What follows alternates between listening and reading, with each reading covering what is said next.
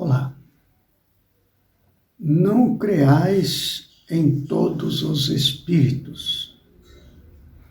Este é o subtítulo do capítulo 21 do Evangelho segundo o Espiritismo. Haverá falsos cristos e falsos profetas. Allan Kardec inicia a análise deste tema fundamentado na primeira carta de João, no capítulo 4, versículo 1, que diz assim: Meus bem-amados, não creais em qualquer espírito. Experimentai se os espíritos são de Deus, porquanto muitos falsos profetas se têm levantado no mundo.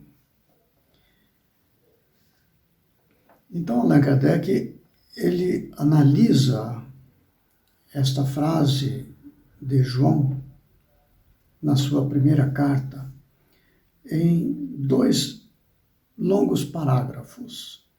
O primeiro deles referindo-se aos fenômenos espíritas, sobre os quais falamos alguma coisa no vídeo anterior. E o segundo parágrafo diz respeito à relação dos encarnados com os desencarnados. No primeiro parágrafo, eu destaquei 2 frases, e no segundo parágrafo, 3 frases, que eu procurarei fazer algum comentário. Os fenômenos espíritas, longe de abonarem os falsos cristos e os falsos profetas, como a algumas pessoas apraz dizer, golpe mortal desferem neles. Não peçais ao Espiritismo prodígios nem milagres, porquanto ele formalmente declara que os não opera. Estes fenômenos espetaculares, que eu descrevi no vídeo anterior, e que muitas vezes leva as pessoas menos avisadas a achar que quem produz tais fenômenos é um enviado de Deus e, portanto, precisa ser ouvido e seguido, o que não é verdade. Ele destaca essa questão mais para frente, como levar em conta a apresentação dos fenômenos espíritas. Como levar em conta estes episódios? Ele fala assim: como já se tem dito, tais fenômenos por si sós nada provam.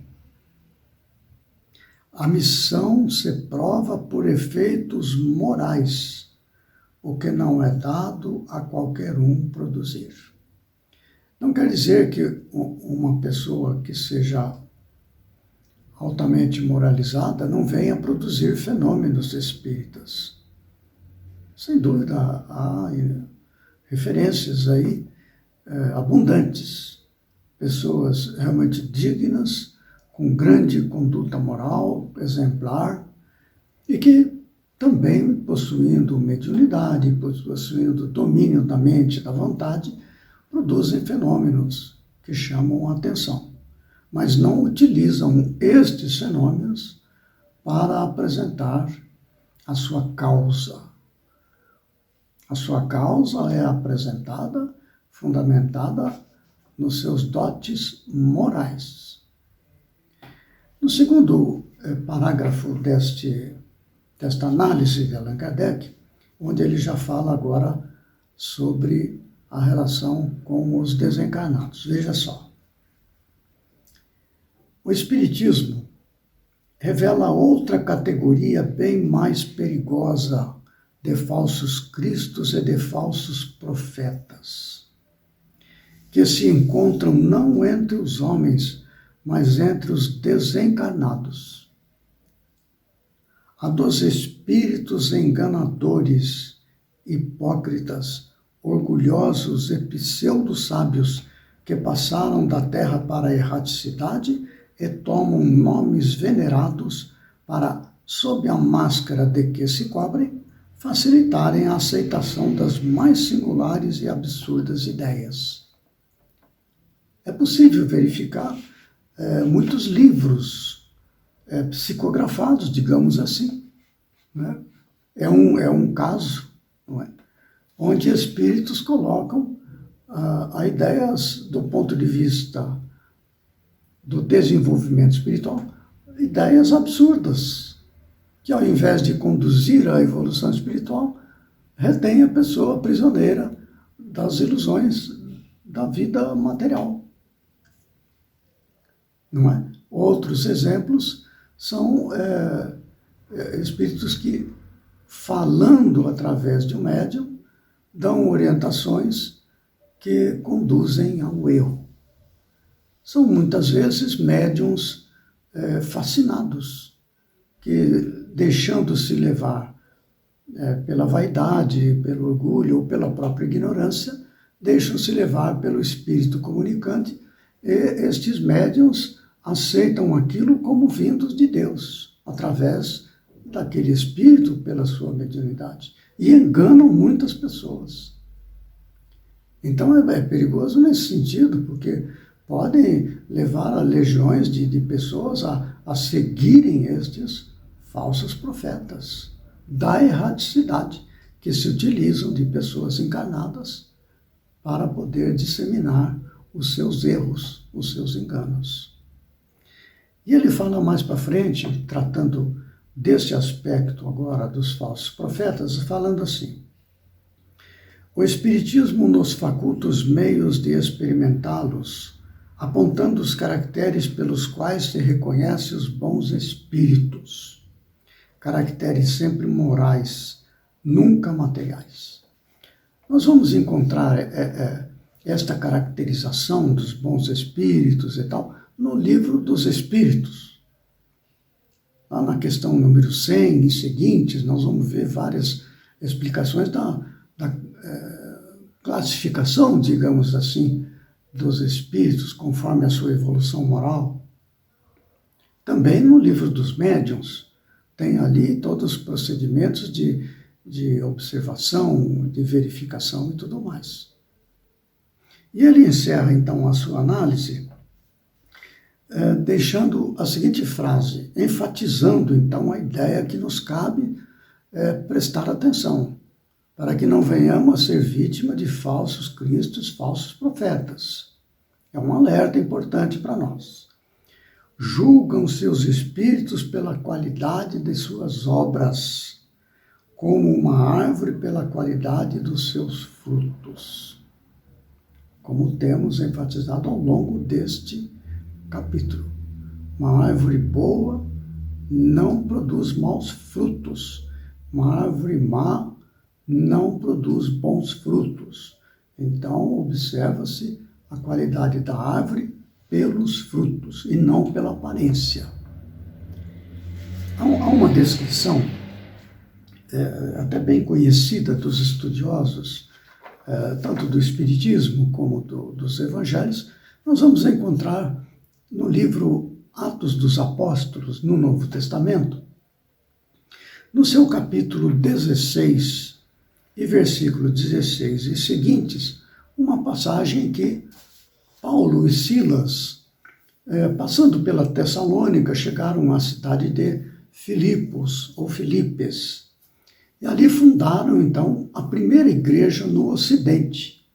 Eles vieram ali do Oriente e tal, e transpuseram ali para o Ocidente e fundaram a primeira igreja cristã na casa de uma vendedora de purpurina, a dona Lídia. E ali, então, ele começou a pregar o evangelho na praça pública daquela cidade de Filipos. Ele ali, onde tinham pessoas que vendiam coisas, então ele começou ali a divulgar o evangelho. Mas houve um episódio em que surgiu uma pitonisa. Então veja o que Atos dos Apóstolos escreve. Ele fala assim: e aconteceu que, indo nós à oração, saiu ao encontro uma jovem que que tinha um espírito de adivinhação, a qual, adivinhando, dava grande lucro aos seus senhores. Esta, seguindo a Paulo e a nós, clamava, dizendo: estes homens que nos anunciam o caminho da salvação são servos do Deus Altíssimo. E depois seguem ali, e que Paulo vai e chama a atenção da entidade e tudo mais, e expulsando aquela entidade e coisa e tal. Nós vamos encontrar explicações detalhadas desta passagem no livro Paulo e Estevão, que eu já mostrei várias vezes aqui, que está no seu capítulo 6, Peregrinações e Sacrifício. Capítulo 6 da segunda parte do livro Paulo e Estevão. Peregrinações e Sacrifícios. Ali descreve esse episódio. E eu vou fazer uma leitura breve da ocorrência, como está em Atos dos Apóstolos, com mais detalhes, veja só.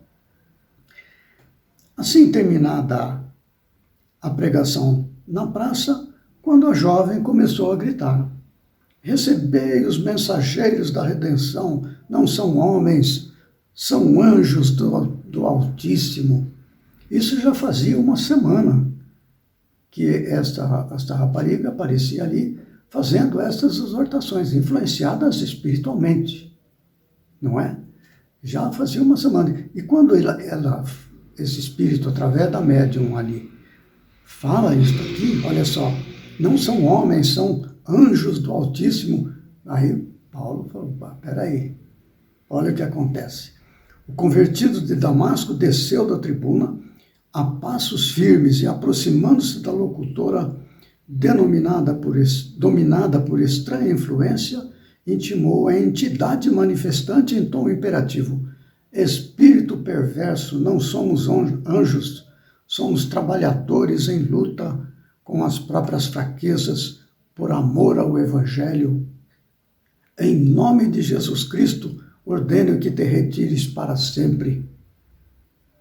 Proíbo-te, em nome do Senhor, estabeleceres confusão entre as criaturas, incentivando interesses mesquinhos no mundo em detrimento dos sagrados interesses de Deus. Imediatamente, a pobre rapariga recobrou as energias e libertou-se da atuação malfazeja. O fato provocou enorme admiração popular. O próprio Silas, olha que interessante isso aqui, o próprio Silas, que de algum modo se comprazia em ouvir as afirmações da pitonisa, interpretando-as como um conforto espiritual, estava boquiaberto. Quando se viram a sós, quis lhe dissesse Paulo os motivos que o levaram a semelhante atitude e perguntou-lhe: acaso não falava ela em nome de Deus? Sua propaganda não seria para nós valioso auxílio? Não é? O Silas não identificou ali esta situação que nós encontramos aqui na passagem da carta de João, onde ele fala: meus bem-amados, não creais em qualquer espírito, experimentai se os espíritos são de Deus, porquanto muitos falsos profetas se têm levantado no mundo. Como é que Paulo, vendo aquela exortação que parece fazia uma propaganda para a difusão do Evangelho, por que Paulo tomou então essa atitude? Olha só, o apóstolo sorriu e sentenciou: porventura, Silas, poder-se-á na terra julgar qualquer trabalho antes de concluído? Aquele espírito poderia falar em Deus, mas não vinha de Deus. Que fizemos para receber elogios? Dia e noite estamos lutando contra as imperfeições de nossa alma. Jesus mandou que ensinássemos a fim de aprendermos duramente. Não ignoras como vivo em batalha com o espinho dos desejos inferiores?